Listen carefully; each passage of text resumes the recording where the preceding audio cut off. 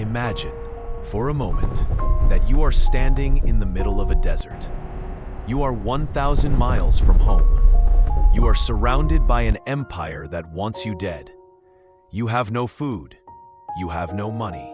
There is no cavalry coming over the hill to save you. There is no ship waiting at the shore.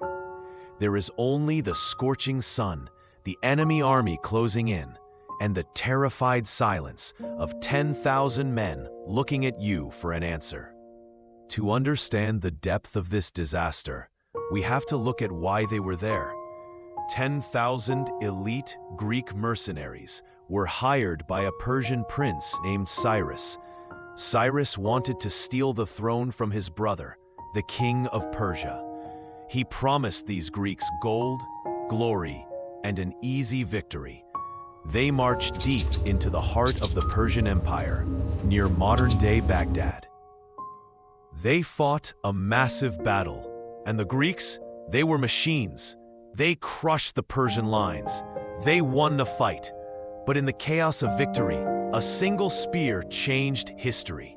Cyrus, their employer, saw his brother the king, charged him, and was killed instantly.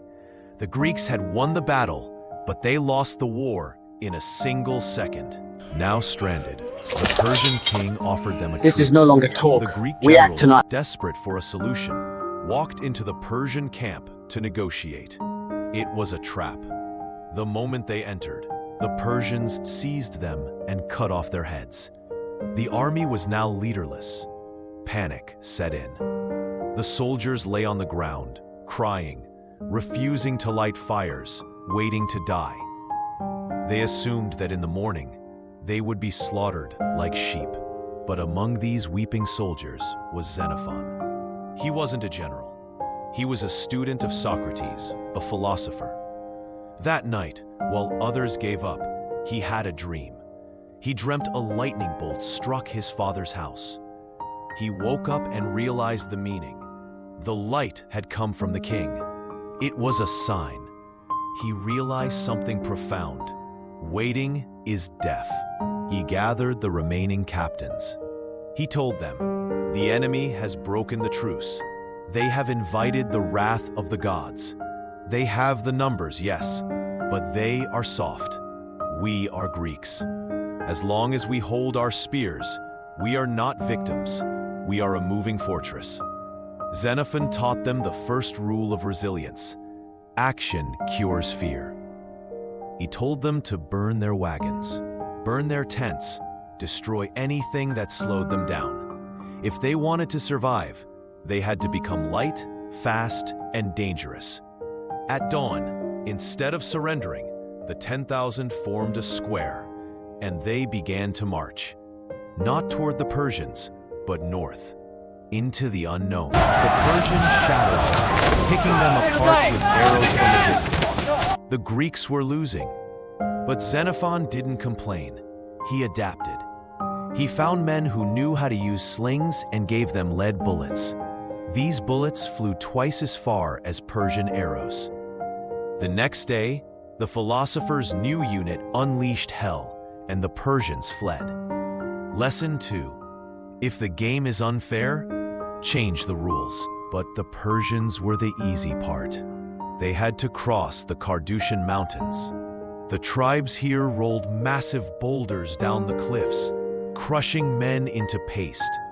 They fought for 7 days, climbing sheer rock faces, fighting for every inch of elevation. They ran out of food. They ate their pack animals. They drank snow. Then came the Armenian winter. Hold on! We are 6 not feet of dying snow. here today! Xenophon writes about the bulimia, a starvation sickness where men would collapse and refuse to get up. Xenophon didn't ride a horse, he walked. When he saw a man freezing, he rubbed his limbs.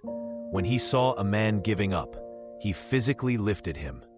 He knew that resilience is not a feeling. Resilience is putting one foot in front of the other when you are numb. Months passed. Thousands had died, but they kept climbing. Finally, they reached the summit of Mount Becus. Xenophon heard a roar. He thought it was a battle. He rushed to the front, only to realize it wasn't a battle cry. It was a chant. Thalata, Thalata, the sea.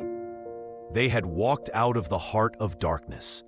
They had defied an emperor, defied nature, and defied death itself. The March of the 10,000 isn't just a war story. It's a metaphor for life. There will come a time when you are in your own Persia, leaderless, surrounded, and afraid. In that moment, do not wait for a savior. You must save yourself. Burn the wagons, adapt to the struggle, and keep marching. Now here's the kicker. It doesn't matter how cold the winter gets.